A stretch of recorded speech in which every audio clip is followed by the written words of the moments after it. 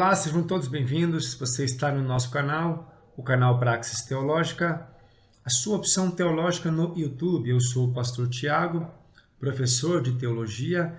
Esse é o segundo vídeo do nosso canal. Nosso canal estreou com um vídeo tratando a questão se Lúcifer era um nome de Satanás. Se de fato o diabo se chama Lúcifer, baseando-se no texto de Isaías capítulo 14, verso 12. O segundo vídeo de hoje é uma continuidade desta série que vai tratar questões relacionadas a Satanás e leva o título de Satanás está no inferno?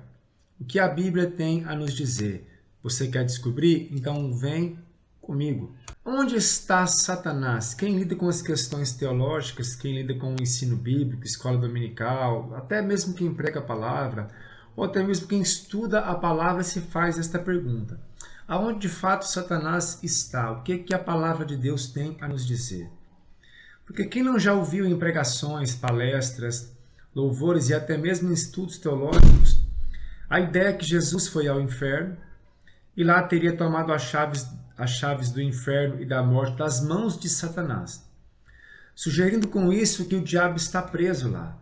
Para quem crê assim, ficam algumas perguntas. A primeira é: se o diabo está no inferno, como ele poderia liderar o reino das trevas, visto que é chamado de príncipe dos demônios, Beelzebul?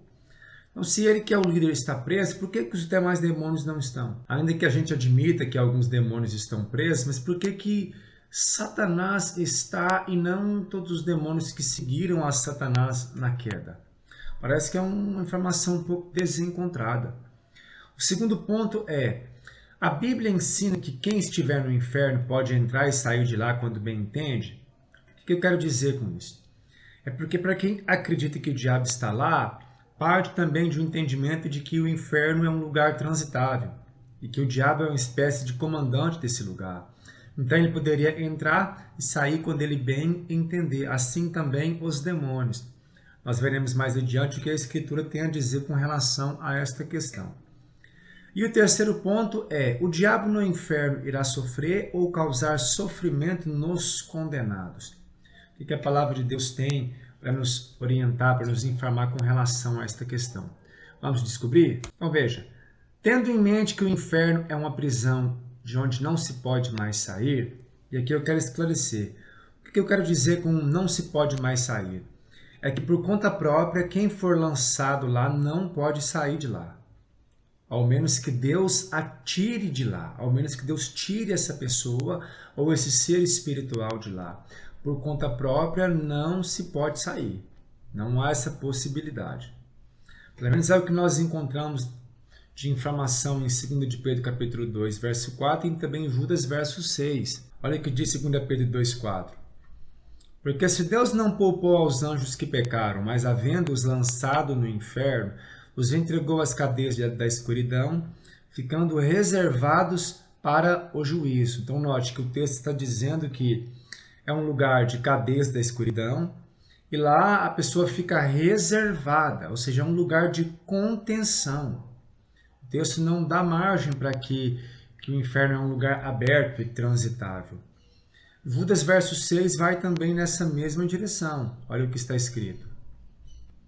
E aos anjos que não guardaram o seu principado, mas deixaram a sua própria habitação, reservou na escuridão e em prisões eternas, até o juízo daquele grande dia. Veja, reservou na escuridão e em prisões eternas, ou seja, é um lugar de contenção, é uma prisão eterna. Não é uma prisão temporária como nós temos hoje, a pessoa fica presa algum tempo e depois sai. É uma prisão eterna, ou seja, não tem mais possibilidade de sair de lá. A gente vai trabalhar alguns pontos que vai mostrar algumas exceções, baseado nesses próprios textos aqui. Lá mais no final do vídeo a gente vai trabalhar sobre isso. Tanto é verdade, como nós estamos dizendo, que esse é o motivo pelo qual os demônios que estavam naquele homem gadareno, o homem possesso por aquela legião, não quererem ir para lá. Olha o que diz em Lucas capítulo 8, verso 31. Note. Olha a harmonia que há entre esses textos. Lucas 8, verso 31. Rogavam-lhe que não os mandasse para o abismo. Por que os demônios não queriam ir para o abismo? porque eles sabem que de lá não podem sair. Que se eles forem lançados lá, eles não terão autoridade para sair de lá. Então, o demônio em si, mas Satanás, eles não são masoquistas. Eles não querem ir para esse lugar de punição, porque eles sabem a realidade desse lugar. Se tem seres que conhecem bem a profecia, são os demônios e o próprio Satanás. Ele conhece muito bem o que a profecia diz a respeito disso. Por isso, eles não querem ir para lá. Então, veja que, trabalhando a ideia de que realmente é um lugar que nós devemos evitar. Um outro ponto que a gente pode colocar é o seguinte. Se Satanás estivesse lá, não poderia ele apresentar acusação diante de Deus por aquilo que fazemos segundo Apocalipse capítulo 12, verso 10.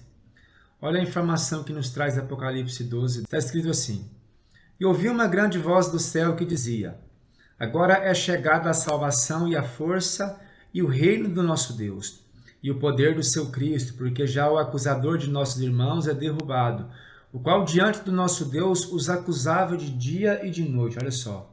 O qual os acusava de dia e de noite.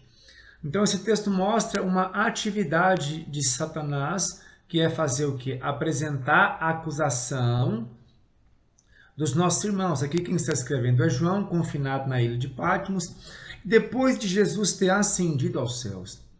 Então alguém pode talvez querer argumentar, não, mas aí é o seguinte, é quando o diabo estava solto e por ocasião da cruz de Cristo, Jesus prendeu Satanás no inferno. Então veja que não é isso que a Bíblia vai nos revelar. Primeiro, que nós não temos um texto que mostre isso, tem que ser uma conjectura. Segundo, que a Bíblia vai mostrar sim no Novo Testamento o diabo estando solto e atuando também. Por exemplo, também não teria como ser ele a besta do livro do Apocalipse que estaria por trás do anticristo. Isso está em 2 Tessalonicenses, capítulo 2, verso 9. Olha o que diz. A esse cuja vinda é segundo a eficácia de Satanás, com todo o poder e sinais e prodígios de mentira. Então veja, o anticristo é alguém que na grande tribulação, essa é a questão mais escatológica, não é o ponto da nossa abordagem aqui, só para você entender. O anticristo é praticamente a personagem principal da grande tribulação, o agente satânico, que vem segundo a eficácia de Satanás, com todo o poder e sinais e prodígios de mentira. O diabo, não sendo ele onisciente e onipresente, nem onipotente, se ele estivesse no inferno, como seria possível o anticristo atuar segundo a eficácia de Satanás?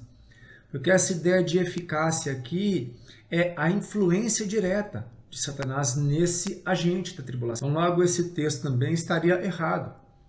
E um outro detalhe é que a Bíblia ainda vai mencionar questões que nos mostram uma influência do diabo em determinados lugares. Não tendo Satanás os atributos inerentes apenas a Deus, como a onisciência, a onipotência e também a onipresença, se ele estivesse preso no inferno, seria impossível ele orientar ou passar instruções aos demônios, visto que ele estaria confinado, incomunicável e não teria como de fato o inferno, não o inferno, mas o reino das trevas estar organizado. Porque o diabo é quem produz a rebelião diante de alguns anjos de Deus. O diabo é quem arquiteta todo esse império satânico. Estando ele preso, o que os demônios fariam? Como ficaria então essa questão organizacional do reino das trevas? Também eu vejo uma dificuldade aí nessa questão. Respondendo a uma outra questão que foi abordada na página número 2, uma pergunta, o que a Bíblia fala com relação a Satanás no inferno? Lá ele vai punir alguém, ele vai ser uma espécie de comandante, alguém que vai dirigir esse lugar, ou esse lugar foi criado com um propósito específico com relação a Satanás? Vamos aqui aprender. A Bíblia ensina que o inferno foi preparado para punir o diabo. Pelo menos é o que está em Mateus capítulo 25, verso 41. Vamos ler. Mateus 25, 41. Está escrito assim. Então dirá o rei aos que estiverem à sua esquerda: Apartai-vos de mim, malditos, para o fogo eterno preparado para o diabo e os seus anjos. Então note que pela revelação bíblica, o inferno foi preparado para punir o diabo e seus anjos. Então o inferno é um lugar específico para punir Satanás. É um lugar onde o diabo será punido, açoitado e onde ele irá sofrer pela eternidade. E não que lá é um lugar para o diabo viver eternamente como uma espécie de governante desse lugar. Quem criou o inferno foi Deus.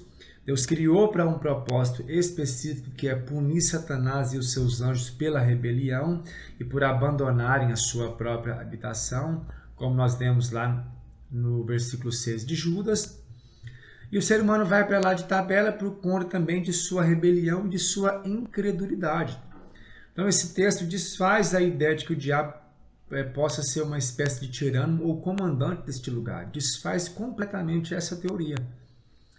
Um segundo ponto é que Paulo vai mencionar uma passagem ímpar a respeito desta questão, mostrando aí um possível lugar onde estão todos os demônios, toda classe de demônios que existe. Pode existir em torno aí talvez 9 classes de demônios, né? A gente não tem muito detalhe, mas pelo menos a Bíblia vai citar em alguns textos. Então Paulo vai mencionar esses seres espirituais do mal num lugar específico. Então Paulo fala dos demônios habitando as regiões celestiais. Isso está em Efésios capítulo 6, verso 12. Olha o que diz. Porque não temos que lutar contra a carne e o sangue, mas sim contra os principados, contra as potestades, contra os príncipes das trevas deste século e contra as hostes espirituais da maldade nos lugares celestiais. Note, lugares celestiais e não no inferno. Paulo citou aí principados, potestades, príncipes das trevas deste século e também hostes espirituais da maldade. Pelo menos 4 classes de seres espirituais do mal. Paulo cita esses seres habitando nas regiões celestiais. Se a gente tentar aqui entender o que seriam as regiões celestiais, a Bíblia dá pelo menos uma indicação do que poderia ser essa região celestial. Vamos partir aqui do entendimento de 2 Coríntios capítulo 12, verso 2. Então vamos lá, 2 Coríntios 12, 2. Olha o que diz. Conheço um homem em Cristo que há 14 anos, se no corpo não sei, se fora do corpo não sei, Deus o sabe. Foi arrebatado ao terceiro céu. Note que Paulo vai citar terceiro céu. Essa compreensão fazia parte já da visão da cosmogonia do Antigo Oriente Médio, incluindo os hebreus, os judeus. Era a ideia que havia 3 níveis de céus. O primeiro céu seria o céu da atmosfera da Terra, a atmosfera terrestre. O segundo céu seria a Via Láctea, onde ficam aí os planetas, né, as estrelas, o Sol, a Lua, e etc. E o terceiro nível de céu seria o lugar onde Deus habita. Seria além desse lugar que é chamado aí de Via Láctea, de universo. E se a gente pegar uma passagem que está, por exemplo, no livro de Daniel, é porque eu não notei essa passagem, mas me recordei dela aqui, é uma passagem que vai dizer que Daniel começa a orar, porque segundo a profecia de Jeremias, o cativeiro babilônico era para durar 70 anos. Passa-se o cativeiro babilônico e o povo ainda continua na Babilônia. Daniel vai buscar a resposta do porquê disso. A Bíblia menciona que Deus, no primeiro dia, Deus manda Gabriel trazer a resposta para Daniel. Só que o texto relata que o rei do príncipe da Pérsia resiste à passagem de Gabriel para que ele chegasse até Daniel com a mensagem vinda de Deus.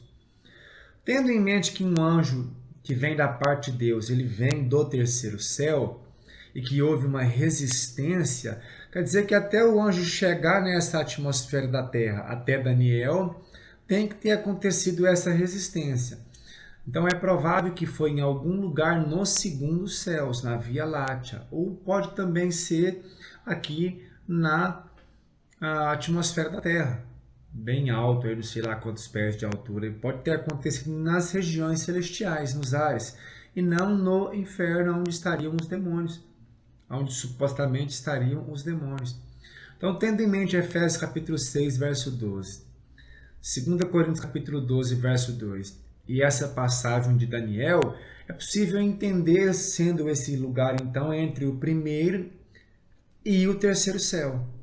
É possível que em algum lugar aí esteja confinados esses seres espirituais da maldade. Temos ainda um outro detalhe de que o livro de Jó retrata Satanás como rodeando a terra e passeando por ela, apontando para o quê? Para uma liberdade de Satanás. Então o Senhor disse a Satanás: de onde vens? E Satanás respondeu ao Senhor e disse: de rodear a terra e passear por ela. Então note que o próprio Satanás disse que vem de rodear a terra e a passear por ela. Sendo o diabo um espírito, não tendo ele forma corpórea, é claro que ele não está andando aqui no chão da terra, né? Na superfície da terra. Essa é uma figura de linguagem para mostrar que, em alguma forma, ele tem acesso a partir dos ares. É que ele consegue, aí, de certa forma, pairar nos ares e vir na superfície da terra, e não necessariamente que ele esteja andando aqui na terra. Talvez alguém pode questionar, mas espera aí, essa passagem é uma passagem antes da cruz de Cristo, é verdade. Mas note que há uma passagem no Novo Testamento que se harmoniza com essa passagem de Jó. Por exemplo, no livro do Apocalipse, João, ao escrever para a igreja de Pérgamo, ele a cita como sendo o lugar do trono de Satanás e onde Satanás habita. Isso está em Apocalipse capítulo 2, verso 13. Olha que curioso essa passagem. Apocalipse 2, 13. Conhece as tuas obras e onde habitas, que é onde está o trono de Satanás, e retens o meu nome, e não negaste a minha fé. Ainda nos dias de Antipas, minha fiel testemunha, o qual fui morto entre vós, onde Satanás habita. Então veja que, pela indicação desse texto, é claro que o trono de Satanás não estava literalmente aí nesse lugar, esse lugar próximo, ou o lugar onde ficava a igreja de Pérgamo. A ideia é dizer que Satanás exerce uma influência aí nesse lugar, uma influência maior nesse lugar. E o lugar onde Satanás habita, não necessariamente que Satanás vive aí, mas é que de alguma forma ele tem acesso a esse lugar. Então essa é a ideia, corroborando com a ideia de Jó de que o diabo está em atuação ainda nesse mundo. Que ele está em atividade, que ele ainda não chegou ainda o momento da sua prisão ou de sua sentença. Para a gente concluir aqui o nosso estudo, que não pode ficar longo demais, nós temos um único texto bíblico na Bíblia que mostra uma possível prisão de Satanás. Eu estou colocando possível prisão porque o texto comporta a interpretação. Então, se eu interpretar com uma visão pré-milenista, ele vai indicar uma direção. Se eu olhar num viés mais amilenista ou pós-milenista, ele pode levar para outro tipo de compreensão. Como pré-milenista, eu quero trabalhar dentro dessa perspectiva. Então, o único texto que mostra a possível prisão de Satanás se encontra em Apocalipse capítulo 20, do verso 1 a 3. Olha o que diz esse texto. Está assim: e vi descer do céu um anjo, que tinha a chave do abismo e uma grande cadeia na sua mão. Ele prendeu o dragão. Note, ele prendeu o dragão. Quem é o dragão segundo o texto? A antiga serpente, fazendo alusão lá à serpente do Éden, que é o diabo e Satanás, e o amarrou por 1000 anos. Então veja que desce um anjo do céu com a chave do abismo em sua mão, e ele prende o dragão, que é o diabo e Satanás, também chamado de antiga serpente, e o amarra por 1000 anos. Aí o que o anjo faz no abismo? Verso 3, e lançou-o no abismo, lançou quem? Satanás. E ali o encerrou, e pôs selo sobre ele, para que não mais engane as nações, até que os 1000 anos se acabem, e depois disso importa que seja solto por um pouco de tempo. Então veja que, nesse momento aqui da profecia, Satanás é amarrado no abismo. Esse amarrado, claro que ele é um espírito, a corrente pode ser literal? Não necessariamente, mas o texto quer indicar que cessa toda a atividade que o diabo vinha fazendo. Ou seja, ele está ali ele não pode fazer mais nada, incluindo o engano das nações, que é cegar as nações e tirar a compreensão da verdade e impedir com que a verdade chegue. Então ele fica nessa prisão por 1000 anos, e depois ele será solto por um pouco período de tempo. Por isso que eu citei lá. A pessoa não pode mais sair a menos que Deus tire de lá. Como nesse caso aqui, o diabo será solto por um pouco período de tempo para uma questão específica no quadro profético. Aqueles anjos também que nós mencionamos lá em Judas 6, em 2 de Pedro 2,4, eu quero só fazer uma explicação que é o seguinte. Talvez você que escutou o vídeo pode se perguntar, peraí, mas se o texto diz que os anjos estão presos, quem são os demônios que estão por aí, então, causando toda essa desgraça na humanidade? Lá não diz que todos os anjos estão presos. O texto original diz, e há anjos que não guardaram o seu domicílio, mas abandonando a sua morada, ele os reservou. Então existem um grupo de anjos que estão presos, que também serão soltos durante a grande tribulação, para um momento específico no cenário profético, que depois voltarão de forma definitiva para a prisão, aí, fim. Então, feito essa explicação, a gente vai concluir aqui o nosso vídeo, dizendo o seguinte, que antes desse momento aqui que foi citado em Apocalipse, nós não temos um único texto indicando que Satanás esteja preso. Um único texto mostrando isso. Então, o único texto que mostra a prisão é depois da volta de Cristo, para, segundo a visão pré-milenista, reinar com os salvos 1000 anos nesta terra. Aí existe aquele propósito do porquê da soltura de Satanás e todo um cenário escatológico aí. Mas na visão pré-milenista é depois da volta de Cristo a prisão de Satanás. Antes disso não há um único texto que mostre Satanás sendo preso. Então a Bíblia nos ensinou nesse estudo, ele está atuando, influenciando ainda as nações, cegando as nações, apresentando acusação diante do nosso Deus e liderando todo o reino das trevas. Para a gente finalizar aqui o nosso estudo, eu quero só passar informações do nosso canal, para a gente continuar esse trabalho missionário aqui de levar o conhecimento. Então, aparece no seu vídeo. Ajude o nosso canal a ser bênção para o conhecimento. Como é que você pode fazer isso? Se inscreva no nosso canal, será de grande ajuda. Ao se inscrever, você ativa as notificações para receber sempre notícias dos nossos vídeos. Ao se inscrever no canal, você também pode ajudar deixando o seu like de gostei ou não gostei, não tem problema. A gente sabe que dentro do posicionamento que a gente adota, a gente não vai conseguir agradar todo mundo, faz parte do jogo, a vida que segue. Além de deixar o seu like e se inscrever no canal, você também pode comentar os nossos vídeos. Você pode postar o seu comentário. No seu comentário você pode pedir mais esclarecimento, colocar seu ponto de vista em que você não concorda. Também você pode sugerir novos temas e etc. Por fim, também nos siga nas redes sociais, onde nós postaremos informações a respeito do canal e o conteúdo exclusivo do nosso canal semanalmente. Você pode nos seguir no Twitter, no Facebook, no Instagram e também você pode acompanhar o nosso blog. O nosso blog tem o mesmo título, Praxis Teológica. No blog eu estou postando artigos pequenos que, de certa forma, dão um respaldo ou serve de base para os conteúdos dos nossos vídeos aqui no canal. São artigos que comentam e que procuram também aí avançar naquilo que nós comentamos aqui no canal. Então você pode também acompanhar o nosso blog. Eu já postei em torno de 4 artigos no nosso blog, você pode acompanhar, é só digitar na página do Google, Praxis Teológica. E por fim, você pode ser um parceiro missionário também do nosso canal, que é compartilhando os nossos vídeos, para que o vídeo alcance mais e mais pessoas possíveis. Fazendo isso, você vai colaborar com um trabalho missionário evangelístico, que nós estamos aqui para levar esse conhecimento de forma responsável, de forma coerente, e tentando mostrar aquilo que a Bíblia tem a nos dizer com relação a diversos temas ligados à teologia cristã. Então, tendo dito isso, eu vou ficando por aqui. Que Deus nos abençoe, que Deus abençoe a tua vida, que Deus abençoe os teus estudos. Ore por nós, ore por esse projeto, ajude o nosso canal e estamos juntos.